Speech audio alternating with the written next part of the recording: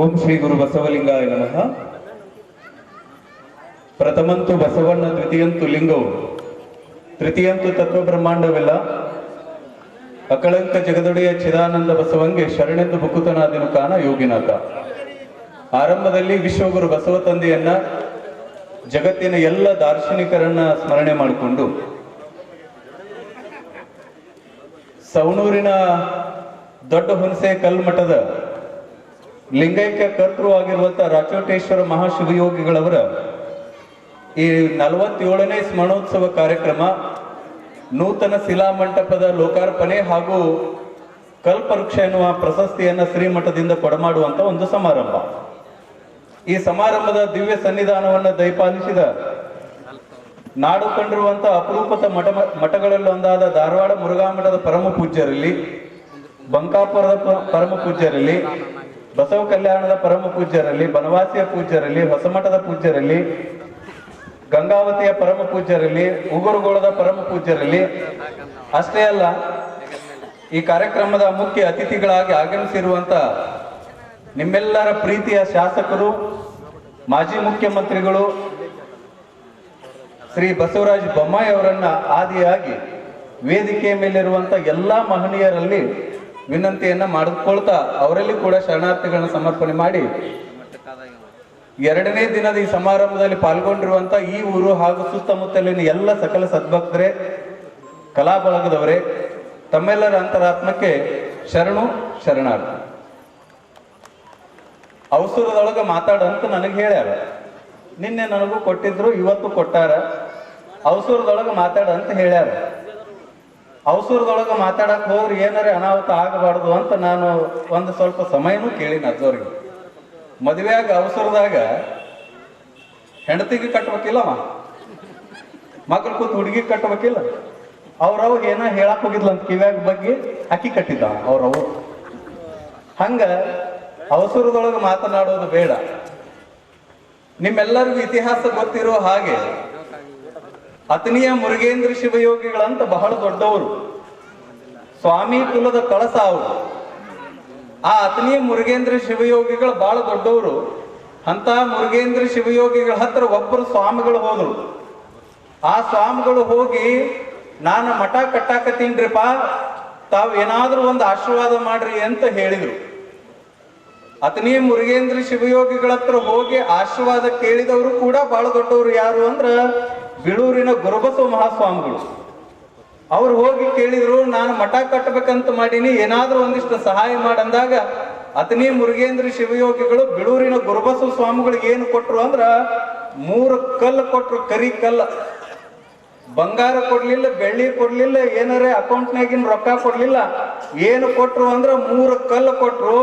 ಆ 3 ಕಲ್ಲೇ ನನಗೆ ದೊಡ್ಡ ಆಶೀರ್ವಾದ ಅಂತ ತಿಳ್ಕೊಂಡು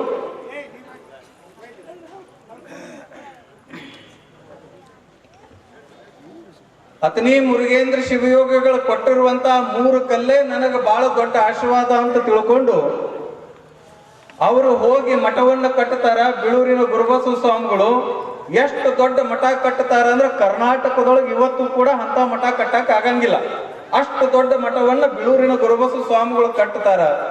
ಕಾರಣ ಏನು ಅಂತಂದ್ರ, ಇಡೀ ಜಗತ್ತಿನ ಇತಿಹಾಸವನ್ನ ತೆಗೆದು ನೋಡಿದಂತ ಸಂದರ್ಭದಲ್ಲಿ ಕರ್ನಾಟಕದೊಳಗ ಇವತ್ತಿನ ದಿನ ಎಷ್ಟೋ ಶಿಕ್ಷಣ ಸಂಸ್ಥೆಗಳು, ವಿದ್ವಾಂಸರು, ಸ್ವಾಮಿಗಳು ತಯಾರಾಗ್ಯಾರ ಅಂತಂದ್ರ ಅದ್ರ ಹಿಂದಿನ ಕೊಡುಗೆ ಯಾವುದು ಅಂತಂದ್ರ ಅದು ವೀರಶೈವ ಲಿಂಗಾಯತ ಮಠಗಳು ಅನ್ನುವಂಥದ್ದನ್ನ ನಾವು ಅರ್ಥ ಮಾಡ್ಕೊಳ್ಬೇಕಾಗ್ತದೆ.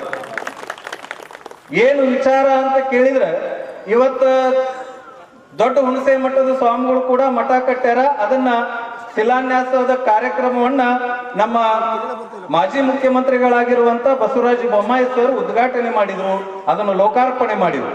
ಅವ್ರ ಸಹಕಾರ ಈ ಮಠಕ್ಕೆ ಸಾಕಷ್ಟಿದೆ. ಅವ್ರ ಸಹಕಾರದಿಂದ ಇವತ್ತು ಶಿಲಾನ್ಯಾಸ ಕಾರ್ಯಕ್ರಮ ಇದು ಆಯ್ತು, ಲೋಕಾರ್ಪಣೆ ಆಯ್ತು. ಸುಮ್ಮನೆ ಒಂದು ಮಠ ಕಟ್ಟೋದಲ್ಲ. ನಾನು ಬಹಳಷ್ಟು ಮಠಗಳನ್ನು ನೋಡಿದ್ದೀನಿ, ಬಹಳಷ್ಟು ಮಠಗಳನ್ನು ಕಂಡಿದ್ದೀನಿ. ನಮ್ಮ ಕರ್ನಾಟಕದೊಳಗೆ ಸರಿಸುಮಾರು 4,500 to 5,000 ಮಠಗಳಿದಾವೆ. ಇವತ್ತೇನಾದರೂ ಸರಿಸುಮಾರು ಮಠಗಳು ಲೋಕಾರ್ಪಣೆಗೊಂಡು ಸಮಾಜಮುಖಿಯಾಗಿ ಕೆಲಸ ಮಾಡ್ತಾ ಇದಾವಂದ್ರೆ ನಾವು ಹೆಮ್ಮೆಯಿಂದ ನೆನೆಸ್ಕೊಳ್ಳೇಬೇಕು ಬಹಿರಂಗವಾಗಿ. ಒಂದು ಏನು ಅಂತಂದ್ರ, ಒಂದು BS ಯಡಿಯೂರಪ್ಪನವರನ್ನ ನಾವು ನೆನಪು ಮಾಡ್ಕೊಳ್ಬೇಕು. ಎರಡನೇದಾಗಿ ಅವರ ನಂತರದೊಳಗೆ ಬಸವರಾಜ ಬೊಮ್ಮಾಯಿ ಅವರನ್ನ ನೆನಪು ಮಾಡ್ಕೊಳ್ಬೇಕು ಅನ್ನುವಂಥದ್ದು. ಯಾಕಂದ್ರೆ ಅವರು ಕೊಟ್ಟಿರುವಂತ ಅನುದಾನದಿಂದ ಎಷ್ಟೋ ಮಠಗಳು ಇವತ್ತು ತಲೆ ಎತ್ತಿ ನಿಂತಿದಾವೆ. ನಿಮ್ಗೆ ಅಷ್ಟೇ ಅಲ್ಲ, ಬಹಳಷ್ಟು ಮಠಗಳ ತಲೆ. ನಾನು ಒಂದು ಚಿತ್ರದುರ್ಗದ ಹತ್ರ ಹೊಸದುರ್ಗದ ಒಂದು ಮಠಕ್ಕೆ ಹೋಗಿದ್ದಾಗ ಬೊಮ್ಮಾಯಿ ಅವರು ಗೃಹ ಸಚಿವರಾಗಿದ್ರು. ಆ ಗೃಹ ಸಚಿವರಾದಂತಹ ಸಂದರ್ಭದಲ್ಲಿ ಯಡಿಯೂರಪ್ಪನವರು ಮುಖ್ಯಮಂತ್ರಿಗಳಾದಂತಹ ಸಂದರ್ಭದಲ್ಲಿ ಇಬ್ರು ಆ ಮಠಕ್ಕೆ ಬಂದು, ಆ ಮಠದೊಳಗೆ ಕುಂದ್ರಾಕ ಸದಕ ಚೇರ್ ಇರ್ಲಿಲ್ಲ. ಚೇರ್ ಇಲ್ಲದೆ ಇರುವಂತಹ ಮಠದೊಳಗ ಅವತ್ತ ಬೊಮ್ಮಾಯಿ ಸಾಹೇಬರು ಮತ್ತು ಯಡಿಯೂರಪ್ಪನವರು ಏನ್ ಮಾಡಿದ್ರು ಅಂದ್ರೆ ಮಠಕ್ಕೆ ಅಲ್ಲಿಂದ 50 ಲಕ್ಷ ರೂಪಾಯಿಗಳನ್ನು ಕೊಟ್ಟಿದ್ದು ನಾನು ಸುಮಾರು 8 ವರ್ಷದ ನಿದರ್ಶನವನ್ನ ಹೇಳಲಿಕ್ಕೆ ತುಂಬಾ ಸಂತೋಷ ಅನಿಸ್ತದ. ಮಹಾತ್ಮರು ಇಡೀ ಜಗತ್ತನ್ನ ಕಟ್ಟಿದ್ರ ಅವ್ರ ಹಿಂದಾಗಿರುವಂತ ರಾಜರು ಅಂದ್ರೆ ಈಗಿನ ಕಾಲದ ರಾಜಕಾರಣಿಗಳೇ. ಆಗಿನ ಕಾಲದ ರಾಜರು ಈಗಿನ ಕಾಲದ ರಾಜಕಾರಣಿಗಳೇ. ರಾಜ ಪ್ರತ್ಯಕ್ಷ ದೇವತಾ ಅಂತ ಎನ್ನುವಂತ ಒಂದು ಮಾತದ. ಹಂಗ ಇವತ್ತು ಎಲ್ಲಾ ರಾಜರು ಏನ್ ಮಾಡಿದ್ರು, ಮಠಗಳನ್ನ ಎದ್ದು ನಿಲ್ಲಿಸಿದ್ರು. ಇವರು ತತ್ವವನ್ನು ಬಿತ್ತರಿಸಿದ್ರು, ಮಠಮಾನ್ಯಗಳನ್ನ ಬೆಳೆಸಿದ್ರು. ಅತನಿ ಶಿವಯೋಗಿಗಳು ಕೊಟ್ಟಿರುವಂತ ಮೂರೇ ಮೂರು ಕಲ್ಲಿನಿಂದ ಬೇಳೂರಿನ ಗುರುಬಸವ ಸ್ವಾಮಿಗಳ ಮಠ ಕಟ್ಟಿದ್ರು. ನಿಮಗೆ ಇನ್ನೂ ಒಂದು ಆಶ್ಚರ್ಯದ ಸಂಗತಿ ಹೇಳಬೇಕು ಅಂದ್ರೆ, ಧಾರವಾಡದ ಮುರುಘಾ ಮಠ ಕೇವಲ 3 ಅಂಕಣದ ಮಠ. 3 ಅಂಕಣದ ಮಠಕ್ಕೆ ಧಾರವಾಡದ ಮೃತ್ಯುಂಜಪಗಳನ್ನು ಮಾಡಿದಾಗ ಮುರುಘಾ ಮಠದೊಳಗೆ ಮೃತ್ಯುಂಜಪಗಳು ಕೂಡ ಇಡೀ ಜಗತ್ತಿಗೆ ಪ್ರಸಿದ್ಧ ಆಗುವಂತ ಮುರುಘಾ ಮಠವನ್ನು ಕಟ್ಟಿದ್ರು. ಶಂಕರಾಚಾರ್ಯರು ಶೃಂಗೇರಿ ಪೀಠವನ್ನು ಕಟ್ಟಿದ್ರು. ಏನೆಲ್ಲ ಇತಿಹಾಸವನ್ನು ನೋಡಿದಾಗ ಸಹಾಯ ಹಸ್ತದಿಂದ ಇವತ್ತಿನ ದಿನ ಮಠಮಾನಿಗಳು ತಲೆ ಎತ್ತಿ ನಿಂತಾವ. ಇದು ಮಠನೂ ಹಂಗ ಇತ್ತು. ಬರೇ ಮುಖ್ಯಮಂತ್ರಿಗಳಾದಾಗ ಬೊಮ್ಮಾಯಿ ಅವರು ಬರೀ ಈ ಮಠಕ್ಕೆ ಅನುದಾನ ಕೊಡ್ಲಿಲ್ಲ. ಈ ಮಠಕ್ಕೆ ಅವ್ರ ಸಹಕಾರ ಎಲ್ಲಿಂದ ಐತಿ ಅಂದ್ರ, ಒಬ್ಬ ಗ್ರಾಮ ಪಂಚಾಯತಿ ಸದಸ್ಯ ಆಗಿ ಅವ್ರ ಜೀವನ ಏನು ಪ್ರಾರಂಭ ಆಯ್ತು ಅವಾಗಿಂದ ಹಿಡ್ಕೊಂಡು ಶಾಸಕರಾಗಿ, ಮಂತ್ರಿಗಳಾಗಿ, ಮುಖ್ಯಮಂತ್ರಿಗಳಾದ್ರಲ್ಲ ಅಲ್ಲಿವರೆಗೂ ಈ ಮಠಕ್ಕ. ಮತ್ತು ಒಂದ ಮಾತು ನಿಮಗೆ ತಿಳ್ಕೊಳ್ಳಿ, ಸವನೂರಿನ ದೊಡ್ಡ ಹುಣಸೆ ಮಠಕ್ಕೆ ಅಟ್ಟ ಕೊಟ್ಟಾರನ್ನ ತಿಳ್ಕೊಬೇಡ್ರಿ. ಕರ್ನಾಟಕದ ಎಲ್ಲಾ ಮಠಗಳಿಗೂ ಅನುದಾನ ಕೊಟ್ರು. ಜಾತಿ ಭೇದವನ್ನು ಅಳದ ಮಠಗಳಿಗೆ ಅನುದಾನ ಕೊಟ್ರು. ಅಷ್ಟ ಅಲ್ಲ, ತಮ್ಮ ತಾಲೂಕಿನೊಳಗೆ ಎಷ್ಟು ಮಠಗಳದಾವ ಎಲ್ಲಾ ಮಠಕ್ಕೂ ಅನುದಾನ ಕೊಟ್ರು. ಒಂದ ಮಠ ಅಲ್ಲ. ಮಠಮಾನ್ಯಗಳು ಇವತ್ತು ತಲೆ ಎತ್ತು ನಿಲ್ತಾವ. ಪರಂಪರೆ ಬೆಳೀತದ, ಸಂಸ್ಕೃತಿ ಬೆಳೀತದ. ಮತ್ ಅಷ್ಟ ಅಲ್ಲ, ನಾನು ಸುಮ್ಮನೆ ಅವ್ರ ಇತಿಹಾಸ ಓದುತ್ತಾ ಇದ್ದೆ. ಇವತ್ತು ನನಗೆ ಖುಷಿ ಆಗಿರೋ ವಿಚಾರ ಏನು ಅಂತಂದ್ರ, ಅವರ ತಂದೆಯವರು ನಡೆದು ಬಂದ ದಾರಿಯಲ್ಲೇನೆ ನಡೆಯುವಂತ ಏಕೈಕ ಒಬ್ಬ ರಾಜಕಾರಣಿ ಈ ಜಗತ್ತಿನಲ್ಲಿ, ಈ ನಾಡಿನಲ್ಲಿ ಯಾರಾದ್ರೂ ಅದಾರ ಅಂದ್ರ ಅದು ನಮ್ಮ ಬಸವರಾಜ ಬೊಮ್ಮಾಯಿ ಅವರು ಅನ್ನುವಂಥದ್ದನ್ನು ಅರ್ಥ ಮಾಡ್ಕೊಳ್ಬೇಕಾಗ್ತದೆ. ಅವ್ರ ಸಹಕಾರ ಬಹಳಷ್ಟು ದೊಡ್ಡದು. ನಿಮಗೆ ಇನ್ನೂ ಒಂದು ನಿದರ್ಶನ, ಬರೇ ಈ ಭಾಗದ ಜನರು, ಈ ಭಾಗದ ಮಠಗಳಿಗೆಲ್ಲ ನಾನು ಒಬ್ಬ ಪ್ರವಚನ ಮಾಡ್ಕೋತ ಜಗತ್ತಿನ ತುಂಬ, ಈ ನಾಡಿನ ತುಂಬ ಓಡಾಡೋ ಸ್ವಾಮಿ. ನಾನು ಕೂಡ ಒಂದು ಮಠ ಕಟ್ಟಬೇಕು ಅಂತ ಸಂಕಲ್ಪ ಮಾಡ್ಕೊಂಡಾಗ ನಾನು ಬಡವ ಸ್ವಾಮಿ, ನನಗೆ ಜಾಗ ಇರಲಿಲ್ಲ. ಯಾರೋ ನನಗೆ ಕಿವಿಯಾಗಿ ಹೇಳಿದ್ರು, ಸರ್ಕಾರ ಜಮೀನು ಕೊಡ್ತದ, ನೀನು ಅಪ್ಲಿಕೇಶನ್ ಹಾಕು ಅಂದಾಗ ನಾನು ಅಪ್ಲಿಕೇಶನ್ ಹಾಕಿದೆ. ಅಪ್ಲಿಕೇಶನ್ ಹಾಕಿದಾಗ ಸನ್ಮಾನ್ಯ ಶ್ರೀ ಯಡಿಯೂರಪ್ಪನವರು, ನಾನು ಅಪ್ಲಿಕೇಶನ್ ಹಾಕಿದಾಗ ಸನ್ಮಾನ್ಯ ಯಡಿಯೂರಪ್ಪನವರು ಮುಖ್ಯಮಂತ್ರಿಗಳಾದಾಗ ಮಠಮಾನ್ಯಗಳಿಗೆ ಮಾಡ್ಲಾರ ಕೆಲಸ ಮತ್ತೆ ಯಾರಿಗೆ ಮಾಡೋಣ ಅಂತ ತಿಳ್ಕೊಂಡು ಅವ್ರ ಆ ಫೈಲ್ ಮೂವ್ಮೆಂಟ್ ಮಾಡಿಸಿದಾಗ ನಂತರದಲ್ಲಿ ಬಸವರಾಜ ಬೊಮ್ಮಾಯಿ ಅವರು ಮುಖ್ಯಮಂತ್ರಿಗಳಾದ್ರು. ಬೊಮ್ಮಾಯಿ ಸಾಹೇಬರಿಗೆ ಆದಿಚುಂಚನಗಿರಿ ಜಗದ್ಗುರು, ಸುತ್ತೂರಿನ ಜಗದ್ಗುರುಗಳು ಅಪ್ಪಣೆ ಮಾಡಿದ್ರು, ಇದು ನಮ್ಮ ಮಠ, ಇದು ನಮ್ಮ ಸ್ವಾಮಿಗಳು, ಅವರಿಗೆ ಮಾಡ್ರಿ ಅಂದಾಗ ಎಲ್ಲಿ ನೋಡ್ರಿ ಸಿಗ್ಗಾವ, ಎಲ್ಲಿ ಬಿಜಾಪುರ. ನಾನು ಬಿಜಾಪುರದ ಸ್ವಾಮಿ, ಇವರು ಸಿಗ್ಗಾವಿ ಶಾಸಕರು, ಮುಖ್ಯಮಂತ್ರಿಗಳು. ಅಂತ ಸಂದರ್ಭದಲ್ಲಿ ಎಲ್ಲಿ ಬೆಳೆದ್ರು ನಮ್ಮ ಮಠಗಳು ಅನ್ನುವಂತ ಭಾವನೆಯನ್ನು ಇಟ್ಟುಕೊಂಡು ನನಗೂ ಕೂಡ ಇವತ್ತು ಬಿಜಾಪುರದೊಳಗ ಸರಿ ಸುಮಾರು 10 ಕೋಟಿ ರೂಪಾಯಿ ಬೆಲೆ ಬಾಳುವಂತ ಜಮೀನದು.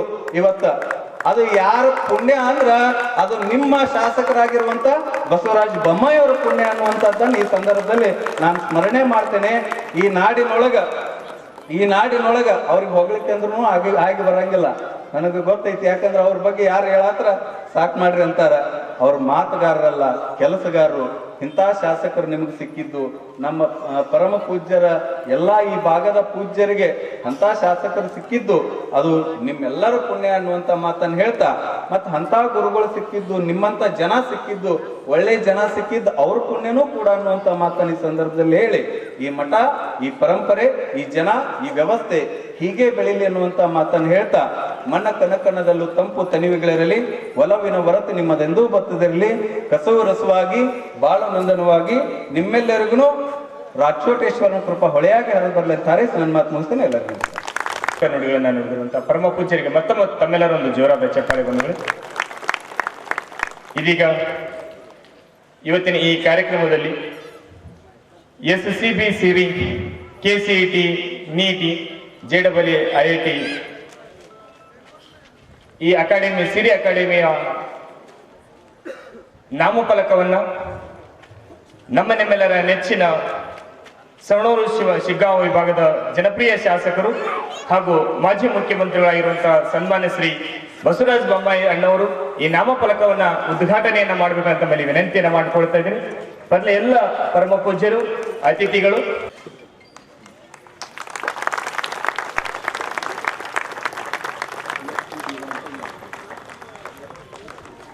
SCB Siri academy Bengaluru, London kids pre primary ಶಾಲೆಯನ್ನ ಈ ಸಭಾಂಗಣದಲ್ಲಿ, ಈ ವೇದಿಕೆಯ ಮುಂಭಾಗದಲ್ಲಿ ಈಗಾಗಲೇ ಕಟ್ಟಡಗಳು ನಿರ್ಮಾಣಗೊಂಡಿವೆ. SCB ಸಿರಿ ಅಕಾಡೆಮಿಯ ಎಲ್ಲ ಪದಾಧಿಕಾರಿಗಳಿಗೆ ಅನಂತ ಧನ್ಯವಾದಗಳನ್ನ ಸಮರ್ಪಣೆಯನ್ನ ಮಾಡ್ತಾ ಇದ್ದೇವೆ.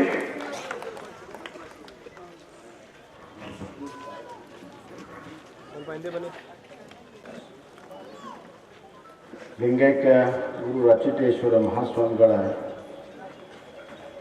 47ನೇ ಸ್ವರ್ಣೋತ್ಸವ ಮತ್ತು ಶರಣ ಸಂಸ್ಕೃತಿಯ ಸಮಾರಂಭದಲ್ಲಿ ದಿವ್ಯ ಸಾನ್ನಿಧ್ಯ ವಹಿಸಿರುವಂಥ ನಮ್ಮೆಲ್ಲರ ಪರಮ ಪೂಜ್ಯರು, ಈ ಭಾಗದ ಪ್ರಗತಿಪರವಾಗಿರುವಂಥ ಎಲ್ಲ ವಿಚಾರಗಳಿಗೆ ಮಾರ್ಗದರ್ಶಕರು ಆಗಿರುವಂಥ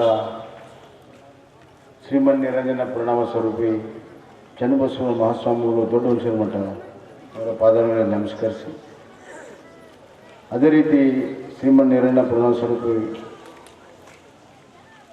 ಮಹಂತ ಸ್ವಾಮಿಗಳು ಊರುಗೋಳು ಮಠದ ಪರಮ ಪೂಜರಿಗೆ ನಮಸ್ಕರಿಸಿ,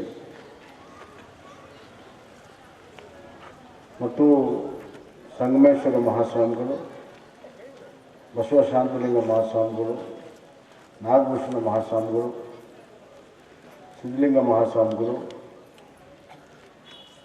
ಮತ್ತು ನಮ್ಮೆಲ್ಲರಿಗೆ ಸದಾಕಾಲ ಆಶೀರ್ವಾದ ಮಾಡ್ತಿರುವಂಥ ಪರಮ ಪೂಜ್ಯರಾದಂಥ ಮುರುಘಾ ಮಠದ ಪರಮ ಪೂಜ್ಯರಾದಂಥ ಶ್ರೀ ಮಲ್ಲಿಕಾರ್ಜುನ ಮಹಾಸ್ವಾಮಿಗಳು, ರೇವಣಸಿದ್ಧ ಮಹಾಸ್ವಾಮಿಗಳು, ಸಿದ್ಧಲಿಂಗ ಮಹಾಸ್ವಾಮಿಗಳು, ಕುಮಾರ ಮಹಾರಾಜ ಬಂಜಾರ ಪೀಠ ಹಾಗೂ ನನ್ನ ಆತ್ಮೀಯ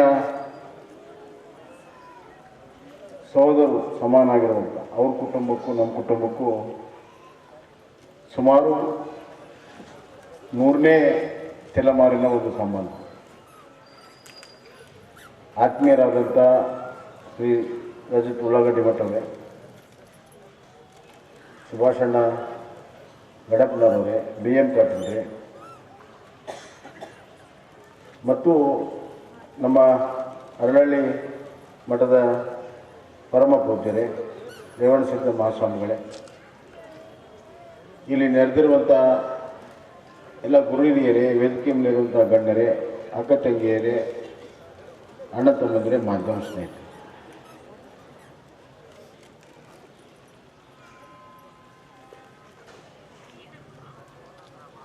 ನನ್ನ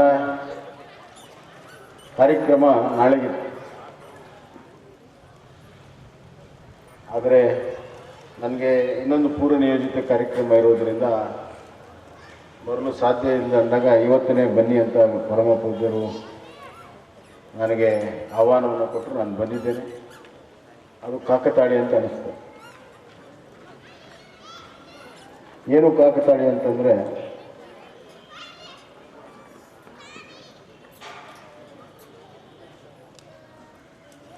ನಮ್ಮ ದೊಡ್ಡ ಹುಣಸೂರು ಮಠದ ಚನ್ನಬಸವ ಮಹಾಸ್ವಾಮಿಗಳು ಇವತ್ತು ಸದ್ಭಕ್ತರಿಗೆ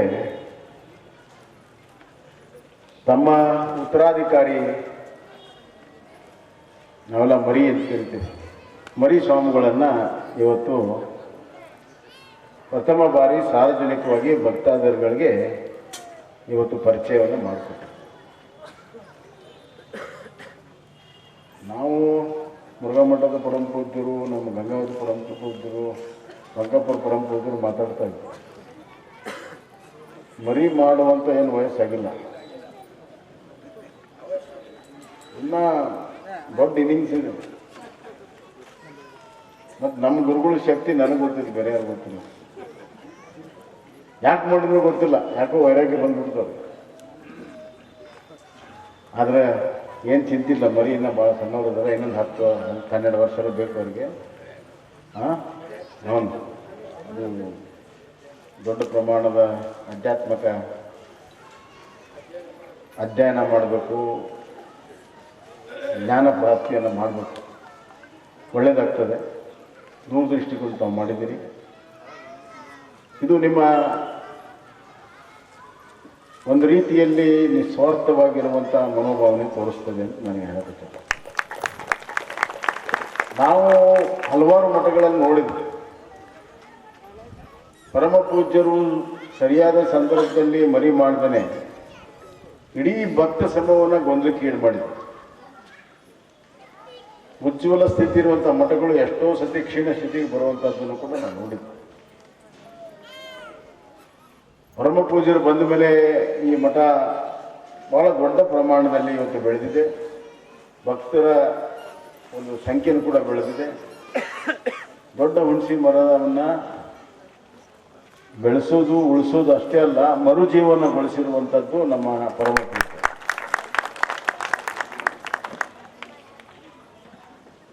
ದೊಡ್ಡ ಹುಣಸಿನ ಮರ ಇನ್ನೇನು ಅದು ವಯಸ್ಸಾಯಿತು ಅದಕ್ಕೆ ಅನ್ನುವಂಥ ಸಂದರ್ಭದಲ್ಲಿ ಪರಮ ಪೂಜ್ಯರು ಬೆಳಲಿಲ್ಲ. ಅದನ್ನು ಫಾರೆಸ್ಟ್ ಡಿಪಾರ್ಟ್ಮೆಂಟು ಅವ್ರಿಗೆ ಇವ್ರಿಗೆ ನೂರಾರು ಜನರಿಗೆಲ್ಲ ಹೇಳಿ ಅದನ್ನು ಮರುಜೀವಗೊಳಿಸಿ ಮತ್ತೊಮ್ಮೆ ಚಿಗುರು ಹೊಡೆಯಂಗೆ ಮಾಡಿದ್ದಾರೆ. ನನಗನ್ನಿಸ್ತಾ ಇದೆ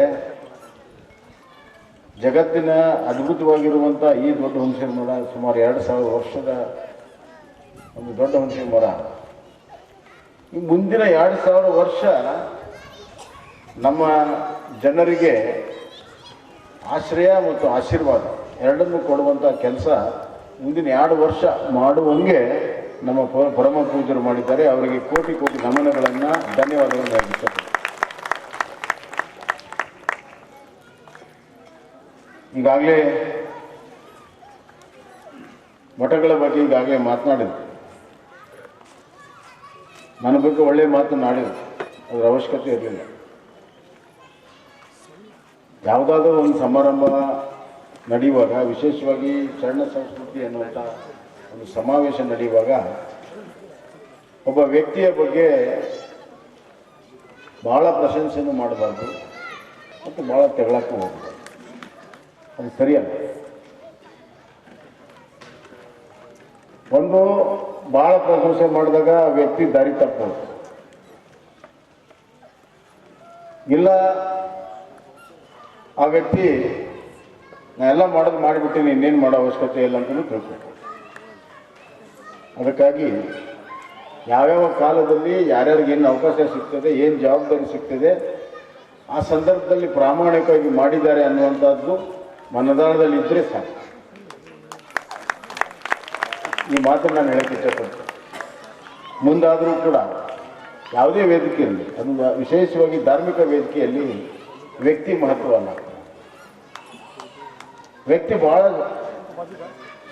ಒಂದು ಸಣ್ಣ ಅಸ್ತಿತ್ವ. ಧರ್ಮ ಅನ್ನೋದು ಬಹಳ ದೊಡ್ಡದು. ನಮ್ಮ ಸಂಸ್ಕೃತಿ, ನಮ್ಮ ಸಂಸ್ಕಾರ ಬಹಳ ದೊಡ್ಡದು.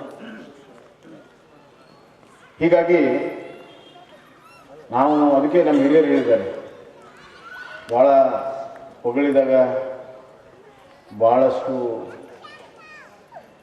ಉಬ್ಬಬಾರ್ದು, ತೆಗಳಿದಾಗ ಭಾಳಷ್ಟು ಸೊರಕಬಾರ್ದು ಅಂತ ನಮ್ಮ ಹಿರಿಯರು ಹೇಳಿದ್ದಾರೆ. ಅದು ಬಸವಣ್ಣವ್ರು ಅಂತೂ ಹೇಳಿಬಿಟ್ಟಾರೆ, ಹೊಗಳಿಯನ್ನು ಹೊನ್ನ ಸೂಲಕ್ಕೆ ಏರಿಸಿದರೆ ಅಂತ. ಹೊನ್ನದರ ಇರಲಿ ಹಗ್ಗದರ ಇರಲಿ ಅದು ಸೂರ್ಯನ. ನಮ್ಮ ಸಂಸ್ಕಾರ ಏನು ಹೇಳ್ತದೆ ಅಂತಂದ್ರೆ, ನಮ್ಮ ಸಾಧನೆಯ ಸಂತೋಷದ ಕ್ಷಣಗಳನ್ನ ನಿಯಂತ್ರಣದಲ್ಲಿಟ್ಕೊಳ್ಳಿ. ನಮ್ಮ ಸಾಧನೆಯ ಸಂತೋಷದ ಕ್ಷಣಗಳನ್ನ ನಿಯಂತ್ರಣದಲ್ಲಿಟ್ಕೋಬೇಕು. ಇನ್ನೊಬ್ಬರ ದುಃಖದ ಬಗ್ಗೆ ಅರಿವಿರಬೇಕು. ಅದೇ ನಮ್ಮ ಸಂಸ್ಕಾರ. ನಮ್ಮ ಸಂಭ್ರಮ, ನಮ್ಮ ಸಂತೋಷ ಇನ್ನೊಬ್ಬರಿಗೆ ಮನಸ್ಸಿಗೆ ನೋವಾಗಬಾರ್ದು. ಇದ್ರ ಬಗ್ಗೆ ಬಹಳ ಸಂವೇದನಶೀಲವಾಗಿ ನಾವು ಇರಬೇಕು. ಇದು ನಮ್ಮ ಸಂಸ್ಕಾರ. ನಮ್ಮ ತಾಯಿಯವರು ನಮ್ಗೆ ಇದನ್ನ ಹೇಳ್ಕೊಟ್ಟಿದ್ರು. ಒಂದು ಸಂದರ್ಭ ಹೆಂಗಿತ್ತು ಅದನ್ನ ಪೂರ್ಣ ವಿವರ ಹೇಳಕ್ ಬರೋದಿಲ್ಲ. ನಮ್ದು ಅಕ್ಕಪಕ್ಕ ಮನೆ. ನಮ್ಮ ತಂದೆಯವರು ಆ ಒಂದು ದೊಡ್ಡ ಮಟ್ಟದಲ್ಲಿ ವಿಜಯ ಸಾಧನೆಯನ್ನು ಮಾಡಿದ್ರು. ಸಹಜವಾಗಿ ಅಭಿಮಾನಿಗಳು ಪಟಾಕ್ಷಿ ಹಾರಿಸಕ್ಬೇಕು. ಅವ್ರು ನಮ್ಮ ತಾಯಿಯರು ತಡೆದು, ನಿಮ್ಮ ಸಂಭ್ರಮದಿಂದ ಪಕ್ಕದ ಮನೆಯಲ್ಲಿರೋರು ಇದೇ ಸ್ಪರ್ಧೆಯಲ್ಲಿದ್ದರು, ಅವ್ರ ಮನಸ್ಸು ನೋವು ಆಗಬಾರ್ದು, ಅದಕ್ಕೆ ನಿಲ್ಲಿಸ್ರಿ ಅಂತ ಹೇಳ್ತಾರೆ. ಇದು ನಮ್ಮ ಸಂಸ್ಕಾರ. ಎರಡನೇದಾಗಿ ನಮಗೆ ಬಸವಾದಿ ಪ್ರಮುಖರು, ಪರಮ ಪೂಜ್ಯರು ಬಹಳ ಮುಖ್ಯ. ಅವರ ಮುಖಾಂತರ ನಾವು ಬದುಕುವ ದಾರಿಯನ್ನು ತಿಳ್ಕೊಳ್ಳೋದಷ್ಟೇ ಅಲ್ಲ, ಬದುಕಿನ ಒಳ ತಿರುಳನ್ನು ತಿಳ್ಕೊಳ್ಳೋಕೆ ಸಾಧ್ಯ ಆಗಿದೆ. ಒಂದು ಕ್ಷಣ ಯೋಚನೆ ಮಾಡಿ, ಈ ನಾಡಿನಲ್ಲಿ ಶರಣರ ಒಂದು ಚಳವಳಿ ಆಗದಿದ್ದರೆ, ಶರಣ ಸಂಸ್ಕೃತಿ ಬರದೇ ಇದ್ದರೆ ನಮ್ಮ ಕನ್ನಡ ನಾಡು ಎಷ್ಟು ಬಡವಾಗಿರ್ತಿತ್ತು ಅನ್ನೋದು. ಪ್ರಜಾಪ್ರಭುತ್ವದ ವಿಚಾರದಿಂದ ಹಿಡ್ಕೊಂಡು, ಸಮಾನತೆಯ ವಿಚಾರದಿಂದ ಹಿಡ್ಕೊಂಡು, ಲಿಂಗ ಭೇದದ ಇಲ್ಲದೇ ಇರುವಂತಹ ಸಮಾಜ ನಿರ್ಮಾಣ ಹಿಡ್ಕೊಂಡು, ಕಂದಾಚಾರವನ್ನು ದೂರಿಡುವಂಥ ವಿಚಾರದಿಂದ ಹಿಡ್ಕೊಂಡು, ಭಗವಂತ ಮತ್ತು ಭಕ್ತನ ನಡುವೆ ಮಧ್ಯವರ್ತಿಗಳು ಬೇಡ ಅನ್ನುವಂಥ ವಿಚಾರವನ್ನು ಹಿಡ್ಕೊಂಡು ಇವತ್ತು ನಮ್ಮ ಕನ್ನಡದ ಭೂಮಿಯಲ್ಲಿ ಈ ಒಂದು ಸಂಸ್ಕೃತಿ ಆಳವಾಗಿ ಬಿಟ್ಟಿದೆ. ಯಾರು ಕೂಡ ಇದನ್ನು ತೆಗೆಯಕ್ಕೆ ಸಾಧ್ಯ ಇಲ್ಲ. ಅದರ ಪರವಾಗಿದ್ದವರಂತೂ ಸಾಧ್ಯ ಇಲ್ಲ, ಅದರ ವಿರುದ್ಧವಾಗಿದ್ದವರು ಅದ್ರ ಬಗ್ಗೆನೇ ಮಾತನಾಡಬೇಕು. ಯಾಕಂದರೆ ಅದು ಸತ್ಯ ಇದೆ. ಸತ್ಯ ಯಾರು ಪರವಾಗಿ ಇರುವುದಿಲ್ಲ, ಯಾರು ವಿರುದ್ಧವಾಗಿ ಇರುವುದಿಲ್ಲ. ಯಾರು ಸತ್ಯವನ್ನು ಅಪ್ಕೊಳ್ತಾರೆ ಅವ್ರದ್ದಾಗ್ತದೆ, ಯಾರು ಸತ್ಯವನ್ನು ಅಪ್ಕೊಳ್ಳೋದಿಲ್ಲ ಅವ್ರದ್ದು ಇರುವುದಿಲ್ಲ ಅಷ್ಟೇ. ಹೀಗಾಗಿ ಈ ಶರಣ ಸಂಸ್ಕೃತಿ ನಮ್ಮ ಬದುಕಿನ ಒಳ ತಿರುಳನ್ನು ತಿಳಿಸುವಂಥದ್ದು. ಬಸವಣ್ಣವರಿಂದ ಹಿಡಿದು ಎಲ್ಲ ಸಮಾಜದ ಎಲ್ಲ ವರ್ಗದವರು ಕೂಡ ವಚನಕಾರರಾಗಿದ್ದಾರೆ. ಅಲ್ಲಮ್ಮ ಪ್ರಭುವಿನಿಂದ ಹೇಳಿ, ಅಕ್ಕಮಹಾದೇವಿಯಿಂದ ಹೇಳಿ, ಮಾದರ್ ಚೆನ್ನೈನಿಂದ ಹೇಳಿ, ಎಲ್ಲರೂ ಕೂಡ ಬದುಕುವ ಎಲ್ಲ ಆಯಾಮಗಳನ್ನು ಅವರು ಬಿಚ್ಚಿಟ್ಟಿದ್ದಾರೆ. ಈಗಲೂ ಕೂಡ ಹಲವಾರು ಗೊಂದಲಗಳಿಗೆ ನಮ್ಮ ವಚನ ಪರಿಹಾರವನ್ನು ಕೊಡುತ್ತೆ. ಧರ್ಮದ ಬಗ್ಗೆ ಬಹಳ ಜಿಜ್ಞಾಸೆ ನಡೀತಾ ಇದೆ, ಇಡೀ ಜಗತ್ತಲ್ಲಿ ನಡೀತಾ ಇದೆ, ನಮ್ಮ ದೇಶದಲ್ಲಿ ಅಷ್ಟೇ ಅಲ್ಲ.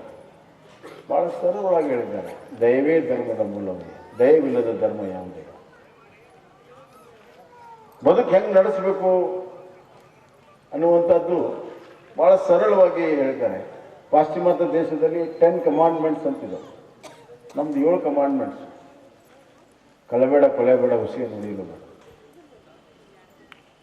ಬಟ್ ಯಾವ ರೀತಿ ಮಾತಾಡಬೇಕು ಅನ್ನೋದನ್ನು ಎಷ್ಟು ಚೆನ್ನಾಗಿ ಹೇಳ್ತಾರೆ.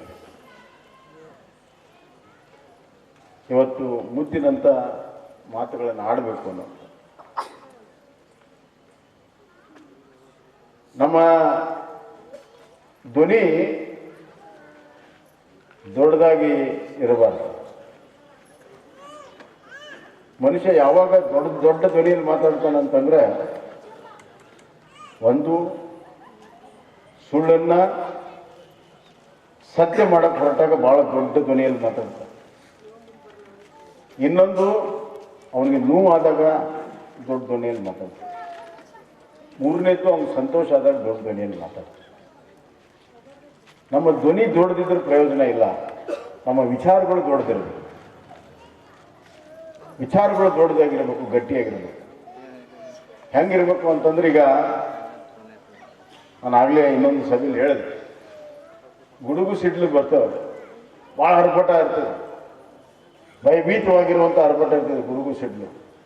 ಆದರೆ ಗುಡುಗು ಸಿಡ್ಲಿನಿಂದ ಬೆಳೆ ಬೆಳೆಯೋದಿಲ್ಲ, ಹೂವು ಹಣ್ಣುಗಳು ಬೆಳೆಯೋದಿಲ್ಲ, ಗಿಡ ಮರಗಳು ಬೆಳೆಯೋದಿಲ್ಲ.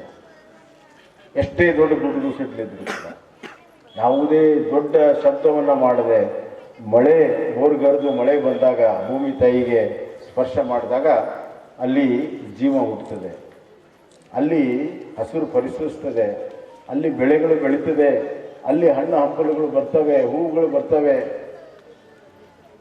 ಅರ್ಭಟದಿಂದ ಏನೂ ಆಗಿಲ್ಲ. ಆದರೆ ಸದ್ದುಗದಲ್ಲಿಂದ ಬಂದಂಥ ಮಳೆಯಿಂದ ಇವತ್ತು ಬದುಕು ಬಂದಿದೆ. ಹಾಗೆ ನಮ್ಮ ವಿಚಾರಗಳು ಗಟ್ಟಿಯಾಗಿದ್ದಾಗ ಅದು ಬದುಕಿಗೆ ಬಹಳ ದೊಡ್ಡ ಶಕ್ತಿಯನ್ನು ತುಂಬುವಂಥ ಕೆಲಸ ಆಗ್ತದೆ, ದೊಡ್ಡ ಧ್ವನಿಯಿಂದ ಆಗೋದಿಲ್ಲ.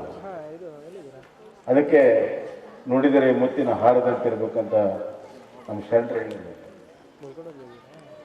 ಆದ್ದರಿಂದ ನಾನು ಇಷ್ಟೇ ಹೇಳಿ ಬಯಸ್ತೇನೆ, ಈ ಮಠ ನಾನು ಕೂಡ ಸುಮಾರು 16-17 ವರ್ಷದಿಂದ ನೋಡ್ಕೊಂಡು ಬಂದಿದ್ದೀನಿ. 17-18 ವರ್ಷ ಆಯ್ತು. ಮೊದಲು ಹೆಂಗಿತ್ತು, ಇವತ್ತು ಹೆಂಗಿದೆ ಅನ್ನೋದು ನೋಡಿದಾಗ ನಮಗೆ ಭಾಳಷ್ಟು ಸಂತೋಷ, ಸಮಾಧಾನ ಆಗ್ತದೆ. ಇದರ ಹಿಂದೆ ಒಂದು ಕಾಯಕ ಶಕ್ತಿಯಾಗಿ ಪರಮ ಪೂಜ್ಯರು ಅಲ್ಲಿ ಕೆಲಸ ಮಾಡಿದ್ದಾರೆ. ಅವರು ಹಲವಾರು ಸಂದರ್ಭಗಳಲ್ಲಿ ಅವರ ವಿಚಾರಗಳಲ್ಲಿ ನಮಗೆಲ್ಲ ಒಮ್ಮೊಮ್ಮೆ ಏನಪ್ಪ ಗುರುಗಳು ವಿಚಾರಗಳನ್ನು ಬದಲಿ ಮಾಡಿದ್ರ ಏನು ಅನ್ನುವಂಥದ್ದು ಅನಿಸ್ತದೆ. ಆದರೆ ಅವ್ರ ಒಟ್ಟು ಗುರಿ ಈ ಮಠ ಮತ್ತು ಸಮಾಜ ಇದರ ಏಳಿಗೆಗಾಗಿ ಅವರು ನಿರಂತರವಾಗಿ ಕರ್ತವ್ಯ ಪ್ರಜ್ಞೆಯಾಗಿ ಆ ಕೆಲಸವನ್ನು ಮಾಡ್ತಾ ಇದ್ದಾರೆ ಅಂತ ನಮಗೆ ಭಾಳ ವರ್ಷದ ಅವ್ರ ಜೊತೆಗಿರುವಂಥ ಒಡನಾಟದಿಂದ ನಮ್ಮ ಅನುಭವಕ್ಕೆ ಬಂದಿದೆ ಅನ್ನುವಂಥ ಮಾತನ್ನು ನಾನು ಹೇಳಕ್ಕೆ ಇಚ್ಛೆಪಡ್ತೇನೆ. ಸವಣೂರು ಅಂತ ಊರಲ್ಲಿ ಇಂಥ ಸಂಸ್ಕಾರ ಇರುವಂಥದ್ದು ಭಾಳ ಅವಶ್ಯಕತೆ ಇದೆ. ನಾವೆಲ್ಲ ವಿಶೇಷವಾಗಿ ತಾಯಂದ್ರ ದೊಡ್ಡ ಸಂಖ್ಯೆಯಲ್ಲಿ ಬಂದಿರಿ. ಮಠದ ಕಾರ್ಯಕ್ರಮ ಪರಮ ಪೂಜ್ಯರೆಲ್ಲರೂ ಬರ್ತಾರಂತ ಬಂದಿರಿ. ನಮ್ಮ ರಾಜಕೀಯ ಕಾರ್ಯಕ್ರಮದ ಯಾರು ಬರ್ತೀರಲ್ಲ, ಯಾರೂ ಬರೋದಿಲ್ಲ. ಅಂದರೆ ಭಕ್ತಿ ಎಲ್ಲಿದೆ ಅಂದರೆ ನಿಮ್ಮ ಒಳಗಡೆ, ತಾಯಂದ್ರ ಒಳಗಡೆ. ನಿಷ್ಕಲ್ಮಶವಾಗಿರುವಂಥ, ನಿಸ್ವಾರ್ಥವಾಗಿರುವಂಥ ಒಂದು ವಿಚಾರ, ಅದೇ ಭಕ್ತಿ. ಭಕ್ತಿ ಅಂದರೆ ಏನು? ಭಕ್ತಿ ಅಂದರೆ ಉತ್ಕೃಷ್ಟವಾದಂಥ ಒಂದು ಪ್ರೀತಿ. ಉತ್ಕೃಷ್ಟವಾದಂಥ ಪ್ರೀತಿ ಅಂದರೆ ಏನು? ಕರಾರರಹಿತವಾಗಿರುವಂಥ ಪ್ರೀತಿ, ಅನ್ಕಂಡೀಷನಲ್ ಲವ್ ಅಂತಾರೆ ಇಂಗ್ಲೀಷ್. ಈಗ ನಾವು ದೇವ್ರ ಹತ್ರ ಹೋಗಿ ನಮಸ್ಕಾರ ಮಾಡ್ತೀವಿ, ಗದ್ಗಿಗೆ ಹೋಗಿ ನನಗೆ ಆ ಸ್ಥಾನ ಕೊಡು, ಈ ಸ್ಥಾನ ಕೊಡು, ಐಶ್ವರ್ಯ ಕೊಡು, ಅದು ಕೊಡು, ಇದು ಕೊಡು, ರಾಜಕೀಯವಾಗಿ ಮಾಡು. ಇದು ಭಕ್ತಿ ಅಲ್ಲ.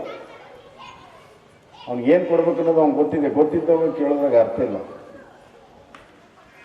ನಮ್ಮಷ್ಟಕ್ಕೆ ನಾವೇ ಶ್ರದ್ಧೆಯಿಂದ ಶರಣಾಗತಿ ಆದರೆ ದೇವರ ಆಶೀರ್ವಾದ ಸಿಕ್ಕೇ ಸಿಗ್ತದೆ. ಉತ್ಕೃಷ್ಟವಾದಂಥ ಪ್ರೀತಿ ಅಂದರೆ ಯಾವುದೇ ಕರಾರರಹಿತವಾಗಿರುವಂಥ. ಎರಡನೇದಾಗಿ ನಮಗೆ ಹೆಂಗೆ ಪರಮ ಪೂಜ್ಯರ ಮತ್ತು ಭಗವಂತನ ಆಶೀರ್ವಾದ ಹೆಂಗೆ ಸಿಗ್ತದೆ ಅಂತಂದರೆ, ಭಕ್ತಿಯಿಂದ ಆ ಭಗವಂತನಲ್ಲಿ ನಾವು ಕರಗಬೇಕು. ಬರೀ ಕರಗಿದರೆ ಸಾಲದು, ಕರಗಿ ಲೀನ ಆಗದು. ಭಗವಂತನಲ್ಲಿ ಕರಗಿ ಲೀನ ಆದಾಗ ಭಗವಂತನ ಮಯ ನಮ್ಮ ಬದುಕಾಗ್ತದೆ. ಅವಾಗ ಏನು ಕೇಳೋ ಅವಶ್ಯಕತೆ ಇಲ್ಲ. ಅಂಥ ಒಂದು ಸಂಸ್ಕಾರದಿಂದ ನಾವೆಲ್ಲ ಕೂಡ ಬಂದಿದ್ದೇವೆ. ಇಂಗ್ಲೀಷ್ನಲ್ಲಿ ಅದಕ್ಕೆ ಮೆಲ್ಟಿಂಗ್ ಆ್ಯಂಡ್ ಮರ್ಜಿಂಗ್ ಪ್ರೊಸೆಸ್ ಅಂತ. ಅಂಥ ಒಂದು ಸಂಸ್ಕಾರದಿಂದ ನಾವೆಲ್ಲ ಕೂಡ ಬಂದಿದ್ದೇವೆ. ನಾವೆಲ್ಲರೂ ಧನ್ಯರು. ಆದ್ದರಿಂದಲೇ ನಮ್ಮ ಮೇಲೆ ಹೆಚ್ಚಿನ ಜವಾಬ್ದಾರಿ ಇದೆ. ಸಮಾಜವನ್ನು ನಡೆಸ್ತಾ ಸಮಾಜದಲ್ಲಿ ವಂಚಿತರಾಗಿರುವಂಥವ್ರನ್ನ ಕೈ ಹಿಡಿದು ಮೇಲೆತ್ತುವಂಥ ಗುರುತಿರುವಾದ ಜವಾಬ್ದಾರಿ ನಮಗಿದೆ. ಸಮಾಜದಲ್ಲಿ ತುಳಿತಕ್ಕೆ ಒಳಪಟ್ಟವ್ರಿಗೆ ಆಶ್ರಯನ ಕೊಡುವಂಥ ದೊಡ್ಡ ಜವಾಬ್ದಾರಿ ನಮ್ಮ ಮೇಲಿದೆ. ಆ ಕೆಲಸವನ್ನು ಮಾಡಿದಾಗ ಮಾತ್ರ ನಮ್ಮ ವಚನಗಳ ಸಾರ್ಥಕತೆ ಆಗ್ತದೆ. ಇಲ್ಲಿನ ವಚನ ಉಳಿತದೆ. ಪ್ರಾಣ ಜಾಯ ವಚನನ ಜಾಯ ಅಂತೇನಂತಾರೆ. ಪ್ರಾಣ ಹೋದರೂ ಚಿಂತಿಲ್ಲ, ನನ್ನ ಮಾತು ತಪ್ಪಾಡ್ದು, ವಚನ ತಪ್ಪಾಡ್ದು ಅಂತ. ಈ ವಚನ ಏನಿದೆ, ಈ ವಚನದಲ್ಲಿ ನಾವು ನಂಬಿಕೆ ಇಟ್ಟವರು. ಹೀಗಾಗಿ ಆ ಕರ್ತವ್ಯವನ್ನು ಕೂಡ ನಾವೆಂದೂ ಕೂಡ ಮರಿಬಾರ್ದು ಅನ್ನುವಂಥ ಮಾತನ್ನು ಹೇಳಿ, ಇವತ್ತು ದೊಡ್ಡ ಸಂಖ್ಯೆಯಲ್ಲೆಲ್ಲ ಪರಮ ಪೂಜ್ಯರು ಬಂದಿದ್ದಾರೆ. ಒಟ್ಟಿಗೆ ಅವರ ದರ್ಶನ ಆಶೀರ್ವಾದ ಪಡೆಯುವಂಥ ಸೌಭಾಗ್ಯ ನಮಗೆ ಸಿಕ್ಕಿದೆ. ಹಲವಾರು ಗುರುಗಳ ಜೊತೆಗೆ ನನ್ನ ಆತ್ಮೀಯವಾದಂಥ ಸಂಬಂಧ ಇದೆ. ಅದೇನೋ ಗೊತ್ತಿಲ್ಲ ನನಗೆ. ಹಲವಾರು ಗುರುಗಳು ನನ್ನನ್ನು ಭಾಳಷ್ಟು ಪ್ರೀತಿ ವಿಶ್ವಾಸದಿಂದ ಕಾಣ್ತಾರೆ. ನಾನು ಮುಖ್ಯಮಂತ್ರಿ ಆಗಿದ್ದೇನೆ ಅಂತಲ್ಲ, ಮುಖ್ಯಮಂತ್ರಿ ಆಗಿದ್ದ 20 ವರ್ಷ 25 ವರ್ಷ ಮುಂಚಿನಿಂದನೂ ಇದೇ ಪ್ರೀತಿ ವಿಶ್ವಾಸ ಇದೆ. ಒಂದು ಆತ್ಮೀಯತೆ, ಇದು ಹಿಂಗಿದೆ, ಇದು ಹಿಂಗೆ ಮಾಡಬೇಕು ಅಂತ ಸದಾ ಕಾಲ ನಮಗೆ ಆಶೀರ್ವಾದವನ್ನು ಮಾಡ್ಕೊಂಡು ಬಂದಿದ್ದಾರೆ. ಅವರ ಆಶೀರ್ವಾದದಲ್ಲಿ ಭಾಳ ದೊಡ್ಡ ಶಕ್ತಿ ಇದೆ ಅಂತ ನಾನು ಭಾವಿಸ್ತೇನೆ. ಅಂಥ ಒಂದು ಪರಮ ಪೂಜ್ಯ ರಾಚುಟೇಶ್ವರ ಮಹಾಸ್ವಾಮಿಗಳ 47ನೇ ಶರ್ಮೋತ್ಸವ ಭಾಳಷ್ಟು ಅರ್ಥಪೂರ್ಣವಾಗಿ ಆಗಲಿ. 50ನೇ ಸ್ಮರಣೋತ್ಸವ ವಿಜೃಂಭಣೆಯಿಂದ ನಡೀಲಿ ಅಂತ ಈ ಸಂದರ್ಭದಲ್ಲಿ ಹೇಳಿ, ಮೊನ್ನೆ ನಮ್ಮ ಬಂಕಾಪುರದ ಹಿರಿಯ ಜಗದ್ಗುರುಗಳದು 50 ವರ್ಷದ ಸ್ಮರಣೋತ್ಸವ ಆಯಿತು. ಅದು ಕೂಡ ಭಾಳ ಅದ್ಭುತವಾಗಿ ಆಯಿತು. ಅದೇ ರೀತಿ ಇದು ಕೂಡ ನಡೀಲಿ ಅಂತ ಈ ಸಂದರ್ಭದಲ್ಲಿ ಹೇಳಿ, ಇವತ್ತು ನಮ್ಮ ಎಲ್ಲ ಭಕ್ತಾದಿಗಳನ್ನು ಒಂದು ಕಡೆ ಸೇರಿಸಿ ಪ್ರತಿ ವರ್ಷ ಮಾಡುವಂಥ ಈ ಶರಣ ಸಂಸ್ಕೃತಿಯ ಒಂದು ಸಂಭ್ರಮ ಮನೆ ಮನೆಗೂ ಹರಡಲಿ ಅಂತ ಹಾರೈಸಿ, ಹೊಸ ಮಠ ಆಗಿದೆ, ಭಾಳ ಕಳೆ ಇದೆ, ಭಾಳ ಅದ್ಭುತವಾಗಿದೆ. ಭಕ್ತರನ್ನ ಆಕರ್ಷಕವಾಗಿ ಹಿಡಿದಿಟ್ಟುಕೊಳ್ಳುವಂಥ ಒಂದು ಮಠ ಆಗಿದೆ. ಗುರುಗಳ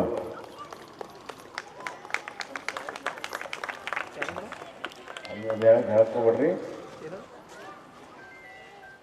ದೊಡ್ಡ ಹುಣಸೂರು ಮಠವನ್ನು ಉಳಿಸಿದಿರಿ, ಮಠವನ್ನು ಬೆಳೆಸಿದಿರಿ, ಸಮಾಜವನ್ನು ದೊಡ್ಡ ಪ್ರಮಾಣದಲ್ಲಿ ಕಟ್ಟಿ ಸರಿ ಸಮಾನದ ಒಂದು ಸಮಾಜ ನಿರ್ಮಾಣ ಮಾಡೋದಕ್ಕೆ ಶ್ರೀಮಠ ಇವತ್ತು ಮುಂಚೂಣಿಯಲ್ಲಿ ಇರಲಿ ಅಂತ ಹಾರೈಸಿ ಎಲ್ಲ ಗುರುಗಳಿಗೆ ವಂದಿಸಿ ನನ್ನ ಮಾತನ್ನು ಧನ್ಯವಾದ.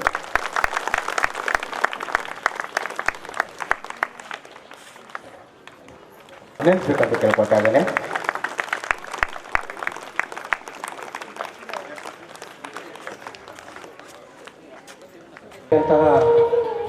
ಶಿವಕುಮಾರ್ ದೇವರುಗಳಿಗೆ ಈಗ ಮಾನ್ಯ ಶಾಸಕರು ಮತಾರ್ಪಣೆಯನ್ನು ಮಾಡೋದ್ರೊಂದಿಗೆ ಅಧಿಕೃತವಾಗಿ ಉತ್ತರಾಧಿಕಾರಿಯನ್ನಾಗಿ ನೇಮಕ ಮಾಡ್ತಾ ಇದ್ದಾರೆ. ತಾವೆಲ್ಲರೂ ಜೋರಾದ ಚಪ್ಪಾಳೆ ಮೂಲಕವಾಗಿ ನಮ್ಮ ಶ್ರೀಮಠದ ಉತ್ತರಾಧಿಕಾರಿಯಾಗಿರ್ತಕ್ಕಂಥ ಶಿವಕುಮಾರ ಮಹಾಸ್ವಾಮಿಗಳಿಗೆ ದೇವರುಗಳಿಗೆ ಭಕ್ತಿಪೂರ್ವಕವಾಗಿರ್ತಕ್ಕಂಥ ಸ್ವಾಗತ ಹಾಗೂ ಗೌರವವನ್ನು ಸಮರ್ಪಣೆ ಮಾಡಬೇಕಾಗಿ ಕೇಳ್ಕೊತಾ ಇದ್ದೇನೆ. ಹಾಗೆ ಇಂದು ರಾಚುಟೇಶ್ವರ ಶಿಕ್ಷಣ ಸಂಸ್ಥೆ ಪ್ರಾಥಮಿಕ ಶಾಲೆ, ಪ್ರೌಢಶಾಲೆ ಹಾಗೆ ಕಾಲೇಜು ವಿಭಾಗದ ವತಿಯಿಂದ ಶ್ರೀಮಠದ ಪರಮ ಪೂಜ್ಯರಿಗೆ ಗೌರವ ಸಮರ್ಪಣೆ. ತಮ್ಮೆಲ್ಲರ ಒಂದು ಜೋರಾದ ಚಪ್ಪಾಳೆಯೊಂದಿಗೆ ಅದೇ ರೀತಿಯಾಗಿ ಸವಣೂರಿನ ಕೆಪಿಸಿಸಿ ಬ್ಯಾಂಕಿನ ನಿರ್ದೇಶಕರಾಗಿರುವಂತಹ ಸುಭಾಷ್ ಗಡೇಪ್ನವರಣ್ಣವರು ಅವರು ಸಹ ಪೂಜ್ಯರಿಗೆ ಗೌರವವನ್ನು ಸಲ್ಲಿಸಬೇಕು. ಅದೇ ರೀತಿಯಾಗಿ ಬೆಂಗಳೂರಿನಿಂದ ಆಗಮಿಸಿರುವಂತಹ ಎಸ್ ಬಿ ದಯಾನಂದಣ್ಣ ಅವರು ಸಹ ಪೂಜ್ಯರಿಗೆ ಗೌರವವನ್ನು ಸಲ್ಲಿಸಬೇಕು. ಅದೇ ರೀತಿಯಾಗಿ ಸವಣೂರಿನ ಇನ್ನೋರು ಈರಪ್ಪ ಹಾಲಪ್ಪ ಗುಡಿಗೇರಿ ಅವರು ಸಹ ಪೂಜ್ಯರಿಗೆ ಗೌರವವನ್ನು ನೀಡಬೇಕಂತ ವಿನಂತಿಯನ್ನು ಮಾಡ್ಕೊಳ್ತಾ ಇದ್ದೀನಿ. ಕುಂದಗೋಳದ ಶ್ರೀ ನೆನಪು ಫೌಂಡೇಶನ್ ಸಮರ್ಪಣೆ ನೀಡ್ತಾರೆ. ಬಂಧುಗಳೇ, ತಮ್ಮೆಲ್ಲರ ಒಂದು ಜೋರಾದ ಭಕ್ತಿಪೂರ್ವಕ ಚಪ್ಪಾಳೆಯನ್ನ ಸಮರ್ಪಣೆಯನ್ನು ಮಾಡುವಂತ ವಿನಂತಿಯನ್ನು ಮಾಡ್ಕೊಳ್ತಾ ಇದ್ದೀನಿ.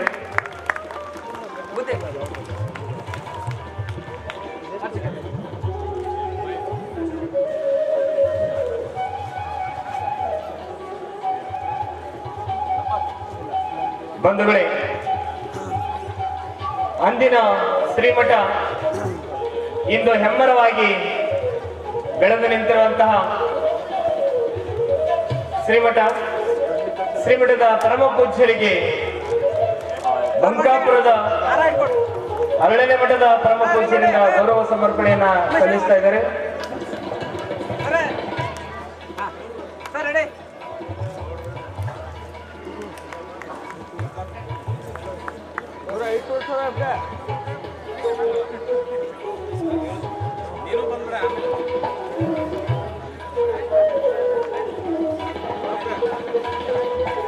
ಸವಣೂರಿನ ಕೆಪಿಸಿಸಿ ಬ್ಯಾಂಕಿನ ನಿರ್ದೇಶಕರಾಗಿರುವಂತಹ ಸುಭಾಷ್ ಗಡಪಣ್ಣವರಿಂದ ಪರಮ ಪೂಜ್ಯರಿಗೆ ಗೌರವ ಸಮರ್ಪಣೆ ಸಲ್ಲಿಸ್ತಾ ಇದ್ದಾರೆ.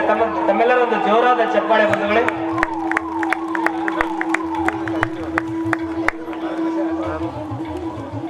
ಹನಿ ಹನಿ ಕೂಡಿದರೆ ಹಳ್ಳ, ತೆನೆ ತೆನೆ ಕೂಡಿದರೆ ರಾಶಿ. ಬಂಧುಗಳೇ, ಇವತ್ತಿನ ಈ ಪರಮ ಪೂಜ್ಯರಿಗೆ ಗೌರವ ಸಮರ್ಪಣೆಯನ್ನ ಸಲ್ಲಿಸ್ತಾ ಇದ್ದಾರೆ. ತದನಂತರದಲ್ಲಿ ವಿಶೇಷವಾಗಿರುವಂತಹ ಈ 2ನೇ ದಿನದ ಧರ್ಮಸಭೆಯಲ್ಲಿ ಸಾಂಸ್ಕೃತಿಕ ಕಾರ್ಯಕ್ರಮಗಳು ಸಮರ್ಪಿಸಿದ ಭಕ್ತಿಯ ಅವತಾರ ತಾಳಿದಂತ ದಿನದಂದು ತಾವು ಈ ಪಟ್ಟಾಧಿಕಾರವನ್ನು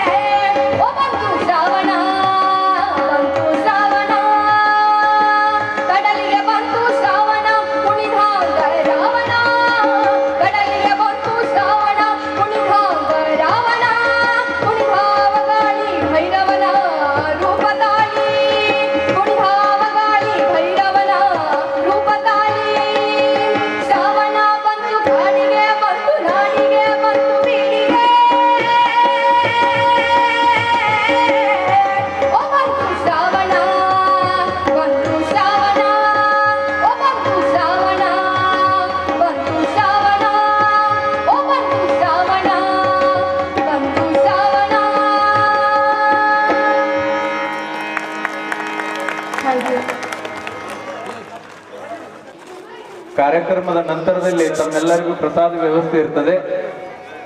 ದಯಮಾಡಿ ಯಾರೂ ಎದ್ದು ಹೋಗಬಾರದು.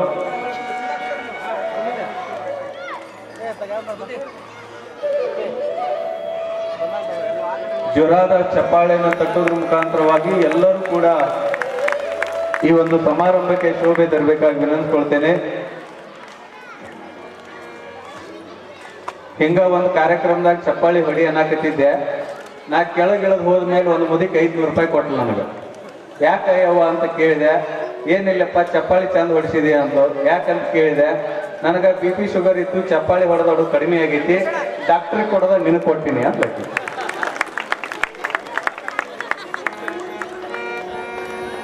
ಜೋರಾದ ಚಪ್ಪಾಳಿ ತಟ್ಟೋದ್ರ ಮುಖಾಂತರವಾಗಿ ಸಮಾರಂಭಕ್ಕೆ ಶೋಭೆ ತರಬೇಕಾಗಿ ಮತ್ತೊಮ್ಮೆ ವಿನಂತಿ.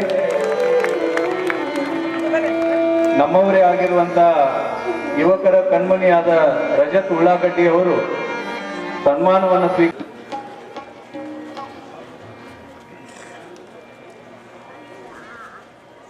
ಬಸವಾದಿ ಶರಣರು ಮತ್ತು ಆದಿ ಜಗದ್ಗುರು ಪಂಚಾಚಾರ್ಯರನ್ನ ಎನ್ನ ಹೃದಯ ಮಂದಿರದಲ್ಲಿ ಸ್ಮರಿಸುತ್ತಾ ಇವತ್ತಿನ ದಿವಸ ಸವಣೂರು ನಗರದ ದೊಡ್ಡ ಹುಣಸೆ ಕಲ್ಮಠದ ಪೂಜ್ಯ ಗುರುಗಳಾದಂಥ ರಾಚೋಟೇಶ್ವರ ಮಹಾಸ್ವಾಮಿಗಳವರ 47ನೇ ಪುಣ್ಯಾರಾಧನೆಯ ಅಂಗವಾಗಿ ಈ ಕಾರ್ಯಕ್ರಮದ ದಿವ್ಯ ಸಾನ್ನಿಧ್ಯವನ್ನು ವಹಿಸಿದಂಥ ಧಾರವಾಡ ಮುರುಘಾ ಮಠದ ಶ್ರೀಗಳು, ಬಂಕಾಪುರ ಅರಳೇಶ್ವರ ಮಠದ ಶ್ರೀಗಳ ಆದಿಯಾಗಿ ವೇದಿಕೆ ಮೇಲೆ ಆಸೀನರಾದಂಥ ಎಲ್ಲ ಪರಮ ಪೂಜ್ಯ ಗುರುಗಳಿಗೆ ಅವರ ಪಾದಾರಂಭಗಳಲ್ಲಿ ತಮ್ಮೆಲ್ಲರ ಪರವಾಗಿ ಶಿರಸಾಷ್ಟಾಂಗ ನಮಸ್ಕಾರಗಳನ್ನು ಸಲ್ಲಿಸುತ್ತಾ, ವಿಶೇಷವಾಗಿ ಇಡೀ ಭಾರತ ದೇಶದಲ್ಲೇ ಇಲ್ಲಿರುವಂಥ ಒಂದು ಕಲ್ಪವೃಕ್ಷ ಎಲ್ಲೂ ಇಲ್ಲ.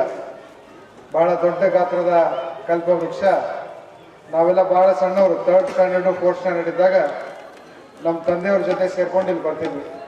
ಅವಾಗ ಹೇಳ್ತಿದ್ರು ಗುರುಗಳು, ಯಾವ ಫ್ರಿಜ್ಜಿನ ಅವಶ್ಯಕತೆ ಇಲ್ಲ, ಕುದಿಸಿದ ಅನ್ನನ ಮರದ ಕೆಳಗಿಟ್ರೆ ಫ್ರಿಜ್ ಬಹುಶಃ 1 ದಿವಸ 2 ದಿವಸ ಬದುಕಿಸ್ಬೋದು, 16 ದಿನ ಅನ್ನ ಹಳಸಲಾರದ ಇರುವಂಥ ಶಕ್ತಿ ಎಲ್ಲನ ಇದ್ರೆ ಇಡೀ ವಿಶ್ವದಲ್ಲಿ ಸವಣೂರಿನ ದೊಡ್ಡ ಹುಣಸೆ ಕಲ್ಮಠದಲ್ಲಿ ಐದು ಅಂತ ಹೇಳಿ ನಾನು ಹೇಳಬೇಕು. ಗುರುಗಳು ಬಹಳ ಶ್ರಮ ಪಟ್ಕೊಂಡು ಇಂಥ ಬೃಹದಾಕಾರದ ಒಂದು ಶಿಕ್ಷಣ ಸಂಸ್ಥೆಯನ್ನು ಕಟ್ಟಿದ್ದಾರೆ. ಮಠದ ಸಂಪ್ರದಾಯದಲ್ಲಿ ಎಷ್ಟು ವಿದ್ಯಾರ್ಥಿಗಳು ಕಲಿತು ಹೊರಹೊಮ್ಮಿದ್ದಾರೆ. ಪ್ರತಿಯೊಬ್ಬರು ಪ್ರತಿನಿತ್ಯ ಈ ಮಠವನ್ನು ನೆನೆಸ್ತಾರೆ. ಎಲ್ಲ ದಾನಕ್ಕಿಂತ ಶ್ರೇಷ್ಠವಾದ ದಾನ ವಿದ್ಯಾದಾನ. ಇವತ್ತು ಈ ಮಠದ ಆವರಣದಲ್ಲಿ ವಿದ್ಯಾರ್ಥಿಗಳು ವಿದ್ಯೆಯನ್ನು ಕಲಿತು ತಮ್ಮ ಕುಟುಂಬದ ಜವಾಬ್ದಾರಿಯನ್ನು ತಮ್ಮ ಹೆಗಲ ಮೇಲೆ ತಗೊಂಡು ಹೋಗ್ಬೇಕಂದ್ರೆ ವಿದ್ಯೆ ಬಹಳ ದೊಡ್ಡ ಪ್ರಮುಖ ಪಾತ್ರ ವಹಿಸ್ತದೆ. ಯಾವುದೇ ಸರ್ಕಾರದ ಸವಲತ್ತು ಇಲ್ಲದೆ ತಮ್ಮೆಲ್ಲ ಭಕ್ತಾದಿಗಳ ದೇಣಿಗೆ ಮುಖಾಂತರ ಗುರುಗಳ ಸಂಕಲ್ಪದಿಂದ ಇಂಥ ದೊಡ್ಡ ಮಟ್ಟದಲ್ಲಿ ಈ ಮಠ ಇವತ್ತು ಬೆಳೆದಿದೆ ಅನ್ನೋದನ್ನು ನಾನು ಬಹಳ ಖುಷಿಯಿಂದ ಈ ವೇದಿಕೆ ಮುಖಾಂತರ ತಮ್ಮೆಲ್ಲರ ಮುಂದೆ ಹೇಳಲು ಬಯಸ್ತೇನೆ. ಜಾಸ್ತಿ ಮಾತನಾಡಕ್ಕೆ ಹೋಗುವುದಿಲ್ಲ. ಈ ಮಠ ಉತ್ತರೋತ್ತರವಾಗಿ ಅಭಿವೃದ್ಧಿ ಆಗಲಿ ಅನ್ನುವಂಥ ಸಂಕಲ್ಪ ನಮ್ಮ ಗುರುಗಳು ಮಾಡಿದ್ದಾರೆ. ಇಡೀ ರಾಜ್ಯದಲ್ಲಿ ಸುಮಾರು 4,500 ಸಾವಿರ ಮಠಗಳ ಪೈಕಿ ಟಾಪ್ 10ನಲ್ಲಿ ಈ ಮಠ ಒಂದು ಇರಬೇಕಂತ ಹೇಳಿ ನಾನು ಬಯಸ್ತೀನಿ ಅಂತ ಹೇಳಿ ತಮ್ಮ ಮುಂದೆ ಹೇಳಿ, ಭಗವಂತ ನನಗೆ ಅವಕಾಶ ಸಿಕ್ಕಾಗ ಈ ಮಠಕ್ಕೆ ಯಾವ ರೀತಿ ತನುಮನಧನದಿಂದ ನಾನು ಸಹಾಯ ಮಾಡಬೇಕು, ತಮ್ಮೆಲ್ಲರನ್ನ ವಿಶ್ವಾಸಕ್ಕೆ ತಗೊಂಡು ಈ ಮಠದ ಅಭಿವೃದ್ಧಿಗೆ ನಾನು ನಿಲ್ತೀನಿ ಅನ್ನುವಂಥ ಮಾತನ್ನು ಹೇಳಿ ನನಗೆ ಕರೆಸಿ ಮಾತನಾಡೋಕ್ಕೆ ಅವಕಾಶ ಮಾಡಿಕೊಟ್ಟಂಥ ಎಲ್ಲ ಗುರು ಹಿರಿಯರಿಗೆ ನಮಸ್ಕರಿಸುತ್ತಾ, ನನಗಿಲ್ಲೆಲ್ಲರೂ ತಮ್ಮ ಮುಂದೆ ಸನ್ಮಾನ ಮಾಡಿದ್ರು ನನಗೆ ಭಾಳ ಖುಷಿಯಾಗಿತ್ತು ಅಂತ ಹೇಳಿ ಈ ವೇದಿಕೆ ಮುಖಾಂತರ ಹೇಳಿ ನಾನು ಬೇರೆ ಕಾರ್ಯಕ್ರಮ ನಿಮಿತ್ತ ನಿರ್ಗಮಿಸಬೇಕು, ತಮ್ಮಲ್ಲಿ ಕ್ಷಮೆ ಕೇಳಿ ನಿರ್ಗಮಿಸ್ತೀನಿ ಅಂತ ಹೇಳಿ ನಾನು ಮಾತು ಮುಗಿಸ್ತೀನಿ. ಜೈ ಹಿಂದ್, ಜೈ ಕರ್ನಾಟಕ. ಚಪ್ಪಾಳೆ ಬಂಧುಗಳೇ, ಅದೇ ರೀತಿಯಾಗಿ ನನಗಿಂತ ಹಿರಿಯರಿಲ್ಲ, ಹಿರಿಯರಿಗಿಂತ ನಾನಿಲ್ಲ, ನನ್ನ ಮನಸ್ಸಾಕ್ಷಿ ಶಿವಭಕ್ತರಾಗಿ ಶಿವಭಕ್ತರಕ್ಕಿಂತ ಹಿರಿಯರಿಲ್ಲ. ನನಗೂ ಮತ್ತು ನನ್ನ ಕುಟುಂಬಕ್ಕೂ ಬಸವ ತತ್ವ ಆಧಾರದ ಮೇಲೆ ನಡ್ಕೊಂಡು ಮತ್ತು ಇಂಥ ಒಂದು ವೇದಿಕೆ ಮೇಲೆ ನಿಂತು ಮಾತಾಡಬೇಕು ಒಂದು ದೊಡ್ಡ ಅವಕಾಶ ಸಿಕ್ಕಿದೆ ಈ ಜೀವನದಲ್ಲಿ. ನನ್ನ ತಂದೆ ಯಾವತ್ತೂ ಹೇಳ್ತಾರೆ, ಇಡೀ ಕರ್ನಾಟಕದಲ್ಲ ಪ್ರಪಂಚದಲ್ಲಿ ಯಾವುದಾದ್ರು ಒಂದು ಮಾನವತ್ವ ಒಂದು ಹೋರಾಟ ಅಂದರೆ ಅದು ಬಸವ ತತ್ವದಂಥ ಹೋರಾಟ ಅಂತ ಹೇಳಕ್ಕೆ ಬಯಸ್ತೀನಿ ನಾನು. ಇವತ್ತು ಶ್ರೀ ಗುರು ರಾಚೋಟೇಶ್ವರ ಮಹಾಸ್ವಾಮೀಜಿಗಳವರ 49 ಸಮಾರಂಭ ಕಾರ್ಯಕ್ರಮಗಳಲ್ಲಿ ನನಗೆ ಪಾಲ್ಗೊಂಡು ಇಲ್ಲಿ ಮಾತಾಡಲಿಕ್ಕೆ ನನಗೆ ಅವಕಾಶ ಸಿಕ್ತು. ನನಗೆ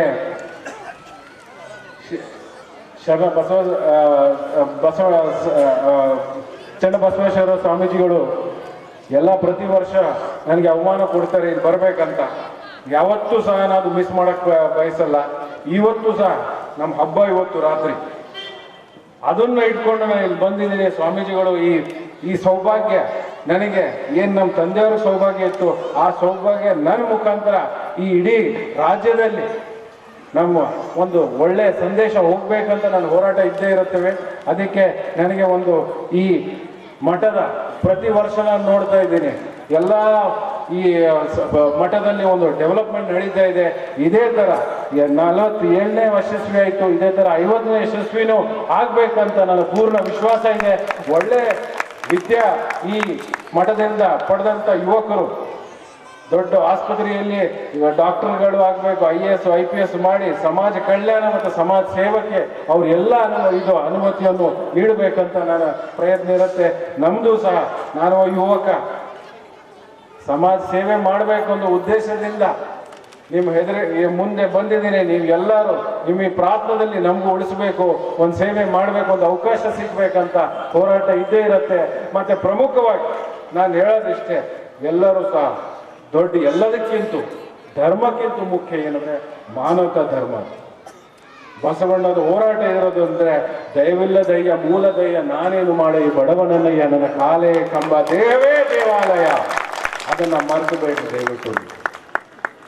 ಈ ನಡೀತಾ ಇದ್ದಂಥ ಎಲ್ಲ ವಾಟ್ಸಪ್ ಯೂನಿವರ್ಸಿಟಿ ಇರಲಿ, ಫೇಸ್ಬುಕ್ ಇರಲಿ, ಎಲ್ಲ ಥರ ಗೊಂದಲ ಸೃಷ್ಟಿಪಡಿಸೋಕ್ಕೆಲ್ಲ ನಡೀತಾ ಇದೆ. ತಾವು ನೋಡಬೇಕಂದ್ರೆ ಇಂಥ ಒಂದು ಸಮಾರಂಭ ಕಾರ್ಯದಲ್ಲಿ ಯಾವ ಥರ ಶರಣರು ಏನು ಅವ್ರ ಬಸವದಲ್ಲಿ ಅವ್ರ ಇಡೀ ಶರಣರ ಏನು ಹೋರಾಟ ಇತ್ತು ಅದನ್ನು ಉಳಿಸೋಕ್ಕೆ ಇಂಥ ಕಾರ್ಯಕ್ರಮದಲ್ಲಿ ತಾವು ಎಲ್ಲರೂ ಪಾಲ್ಗೊಳಿಸ್ಬೇಕಂತ ಒಂದು ರಿಕ್ವೆಸ್ಟ್ ಮಾಡ್ತಾ ಇದ್ದೀನಿ. ತಾವು ಸಹ ಇದನ್ನು ಕಂಟಿನ್ಯೂ ಮಾಡಬೇಕಂತ ಹೇಳಿ ನನಗೆ ಇನ್ನೊಂದ್ಸಲಿ ಭಾರಿ ಕೋಟಿ ಅಭಿನಂದನೆ ಸಲ್ಲಿಸಿ ನನಗೆ ಇಲ್ಲಿ ಮಾತಾಡಲಿಕ್ಕೆ ಒಂದು ಅವಕಾಶ ಸಿಕ್ತಂತ ಹೇಳಿ ನನ್ನ ಮಾತನ್ನು ಮುಗಿಸ್ತೀನಿ. ಜೈ ಹಿಂದ್, ಜೈ ಕರ್ನಾಟಕ. ಫೈಸಲ್ ಅವರಿಗೆ ತಮ್ಮೆಲ್ಲರೂ ಮತ್ತೊಂದು ಜೋರಾದ ಚಪ್ಪಾಳೆ ಬಂಧುಗಳೇ, ಅವರಿಗೆ ಅನಂತ ಧನ್ಯವಾದಗಳನ್ನು ಸಮರ್ಪಣೆಯನ್ನು ಮಾಡಿ ಇದೀಗ SSCB ಸಿರಿ ಅಕಾಡೆಮಿಯ ನಿರ್ದೇಶಕರಾಗಿರುವಂತಹ KS ರಾವ್ರವರು ಈ SSCB ಸಿರಿ ಅಕಾಡೆಮಿಯ ಕುರಿತು ಒಂದೆರಡು ಹಿತ ನುಡಿಗಳನ್ನು ನುಡಿಯುವಂತ ಮೇಲೆ ವಿನಂತಿ.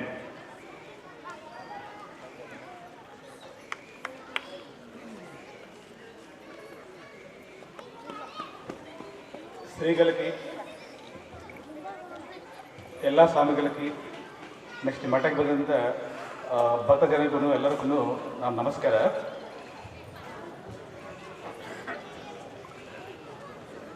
ನನ್ನ ಹೆಸರು KS ರಾವ್ ಅಂತ, ನಮ್ಮದು ಆಂಧ್ರ ಪ್ರದೇಶ್, ನಮ್ಮ ನಿವಾಸ ಬಂತು ಬೆಂಗಳೂರು. ಈ ತಾಲೂಕಾ ಹೆಡ್ ಕ್ವಾರ್ಟರ್ಸ್ ಆಗಿರೋಂಥ ಸವರ್ಣದಲ್ಲಿ ಲಂಡನ್ ಕಿಡ್ಸ್ ಅಂತ ಒಂದು ಇಂಟರ್ನ್ಯಾಷನಲ್ ಸಂಸ್ಥೆ ಅವ್ರ ಸಂಯೋಜನೆಯಿಂದ pre-KG LKG UKG ಮಕ್ಕಳಿಗೆ ಹೈದ್ರಾಬಾದ್ ಬೆಂಗಳೂರು ಡಿಲಿನಾಳು ಏನು ಸ್ಟ್ಯಾಂಡರ್ಡ್ ಇದೆಯೋ ಸೇಮ್ ಸ್ಟ್ಯಾಂಡರ್ಡ್ ಎಜುಕೇಷನ್ ಕೊಡೋಕ್ಕೋಸ್ಕರ ಸ್ವಾಮೀಜಿಗಳು ಒಂದು ಅವಕಾಶ ಕೊಟ್ಟಿದ್ರು. ಅದೇ ಪ್ರಕಾರ ಈ ವರ್ಷದಿಂದ ಇಲ್ಲಿ PU ಸೈನ್ಸ್ಗಳು ಸ್ಟಾರ್ಟ್ ಆಗ್ತಾ ಇದೆ. ಅಲ್ಲಿನೂ ನಮ್ಮ ಎಲ್ಲ ಬ್ರಾಂಚಸ್ ಬೆಂಗಳೂರು, ನೆಕ್ಸ್ಟ್ ಲಕ್ಷ್ಮೇಶ್ವರ, ಗದಗ ಎಲ್ಲ ಕಡೆ ಇದ್ದಾವೆ. ಸೊ ಅಲ್ಲಿ ಹೆಂಗೆ ನಡ್ತಾ ಇದ್ದೋ ಸೇಮ್ ಸ್ಟ್ಯಾಂಡರ್ಡ್ ಇಲ್ಲಿ ಕೊಡಬೇಕಂತ ಸ್ವಾಮೀಜಿಗೆ ಆಶೀರ್ವಾದದಿಂದ ಮಾಡ್ತಾ ಇದ್ದೋ ನಾವು. ಇದಕ್ಕೆಲ್ಲರೂ ಬಂದು ಸಹಕಾರ ಪಡಬೇಕಂತ ನಮ್ಮ ವಿನಂತಿ. ನಮಸ್ಕಾರ.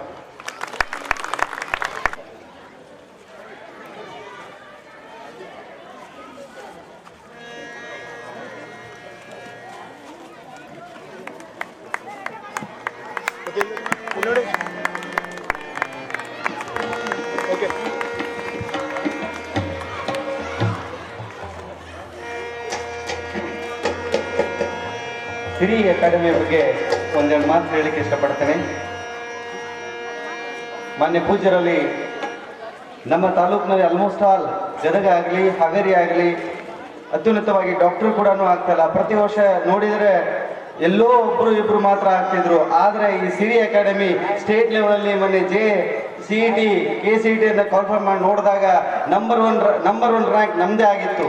ಹಾಗಾಗಿ ನಿಮಗೆ ಎಲ್ಲ ತಿಳಿಸಲು ಏನಪ್ಪ ಅಂದರೆ, ಪ್ರತಿಯೊಬ್ಬರಲ್ಲಿ ನೀವೇನು ಮಕ್ಕಳಿಗೇನೋ ಡಾಕ್ಟರ್ ಅಲ್ಲಿ ಬೇರೆ ಕಡೆ ಏನೋ ಕಳಿಸ್ತಾ ಇದ್ರಿ, ಅಲ್ಲಿಯೇ ಟೀಚರ್ಸ್, ಅಲ್ಲಿಯೇ ಇರ್ತಕ್ಕಂಥ ಹೈದರಾಬಾದಿನ ಫೇಮಸ್ IIT ರಿಟೈರ್ಡ್ ಪರ್ಸನ್ ಅವರು ಬಂದು ನಿಮ್ಮನ್ನು ಬೋಧನೆ ಮಾಡಲಿದ್ದಾರೆ. ನಿಮ್ಮ ಮಕ್ಕಳಿಗೆ ಸ್ವಲ್ಪ ತಿಳಿಸಿ ಹೇಳಿ, ಆಸ್ಪಾಸಲ್ಲಿರ್ತಕ್ಕಂಥ ನಿಮ್ಮೆಲ್ಲ ಮನೆಯವರಿಗೆ, ರಿಲೇಟಿವ್ಸ್ಗೆ ಸಂಬಂಧಪಟ್ಟವರಿಗೆ ಎಲ್ಲವನ್ನ ತಿಳಿಸಿ.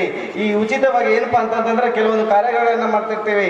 KCET ಆಗಲಿ, ನೀಟ್ ಆಗಲಿ, ನಮಗಾಗಿ ತಮ್ಮ ಪ್ರೋತ್ಸಾಹ, ತಮ್ಮ ಒಂದು ಆಶೀರ್ವಾದ ಸದಾ ಇರಲಿ ಈ ಸಂಸ್ಥೆ ಮೇಲೆ ಅಂತ ಹೇಳ್ತಾ, ನನಗೆ ನಾನು ಮಾತಾಡಿ ಅನುವು ಮಾಡಿಕೊಟ್ಟಿರ್ತಕ್ಕಂಥ ತಮ್ಮೆಲ್ಲ ಒಂದಿಸಿ ನನ್ನ ಮಾತು ಮುಗಿಸ್ತೇನೆ. ಜೈ ಹಿಂದ್.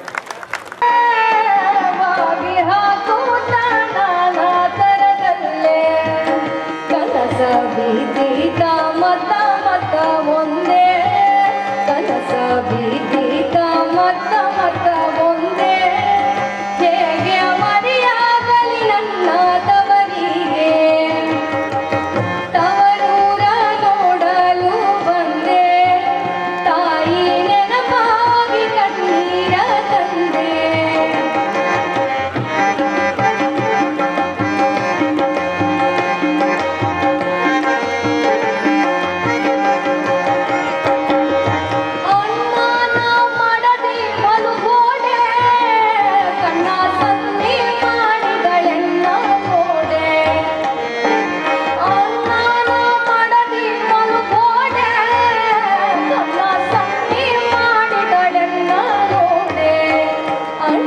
ಮಾತಾಡಲು ಗಂಗಾ ಕೊಳಿಯ ಗೋದೆ, ಅಣ್ಣನ ಮಾತಾಡಲು ಗಂಗಾ ಕೊಳಿಯ ಗೋದೆ, ತನ್ನ ಪತ್ನಿ ಕೂಡ ಮಾತಾಡೆ, ತವರೂರ ನೋಡಲು ಬಂದೆ, ತಾಯಿ ನೆನಪಾಗಿ ಕಣ್ಣೀರ ತಂದೆ.